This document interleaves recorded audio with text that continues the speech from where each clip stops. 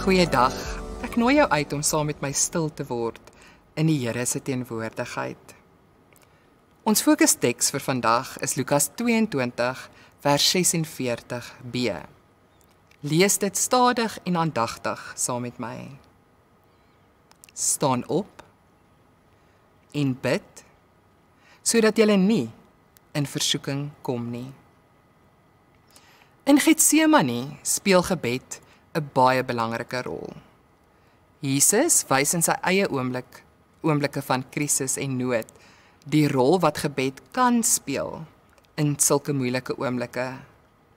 Jesus onttrek hom, soos wat dit sy gewoonte was, om stil te kan word en homself te verwyder. Maar is interessant, hy is nie te ver weg nie, hy is 'n klipgooi weg.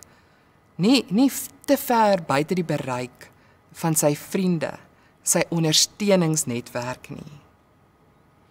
En wanneer ons dan kyk hoe Jesus bid, dan sien ons, hy bid nie 'n formule of hoogdrawende woorde nie.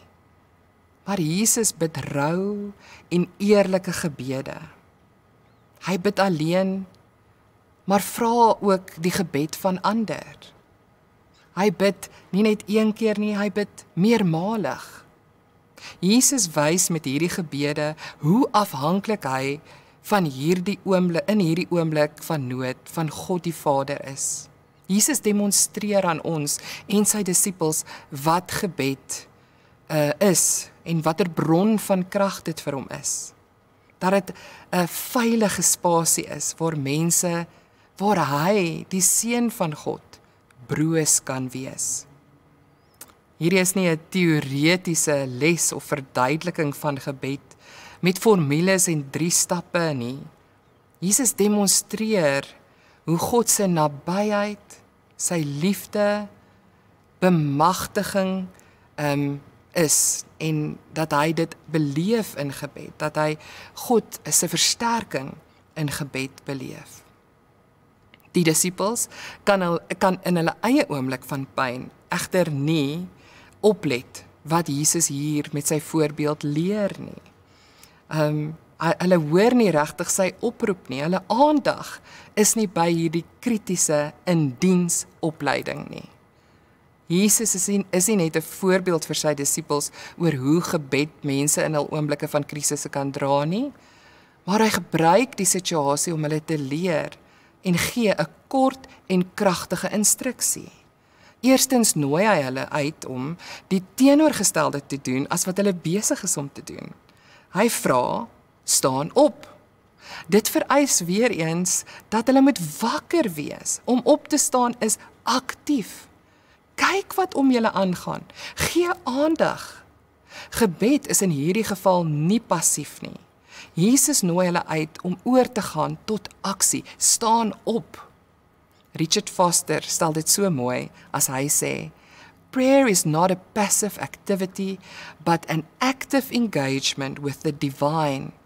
It requires our attention, our intentionality. Die tweede deel van Jesus se instruksie lig uit dat gebed in hierdie baie unieke situasie ook 'n spesifieke doel dien. En bid sodat julle nie in versoeking kom nie.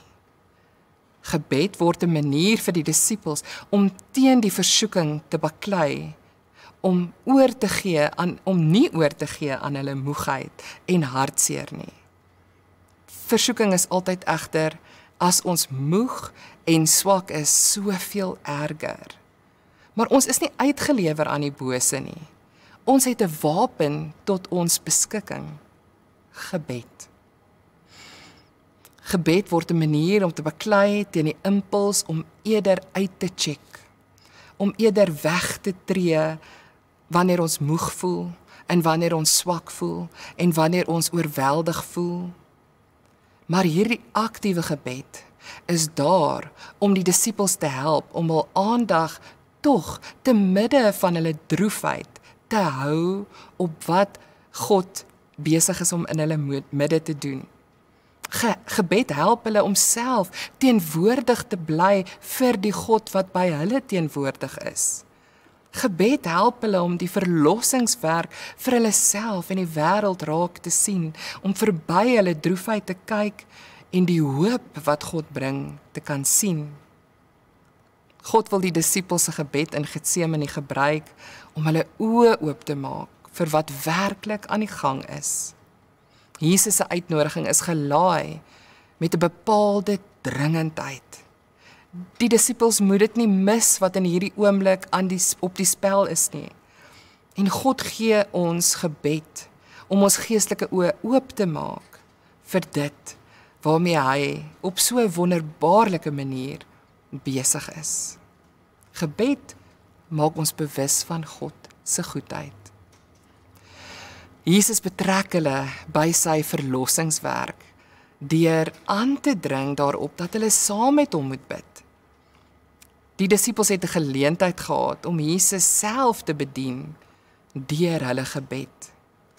Die gebed in Getsemane is 'n manier van diens. Dit is nie ter wille van hulle self nie, maar om God te ontmoet en Jesus te bedien. Om vandag se lentreis aan te haal, miskien is slaap en gebed 2 pole van waar ons onsself bevind. Slaap maak ons onbewus, maar gebed maak ons bewus. Slaap maak ons blind, gebed maak ons oë oop. Slaap maak ons selfgesentreerd en eensaam.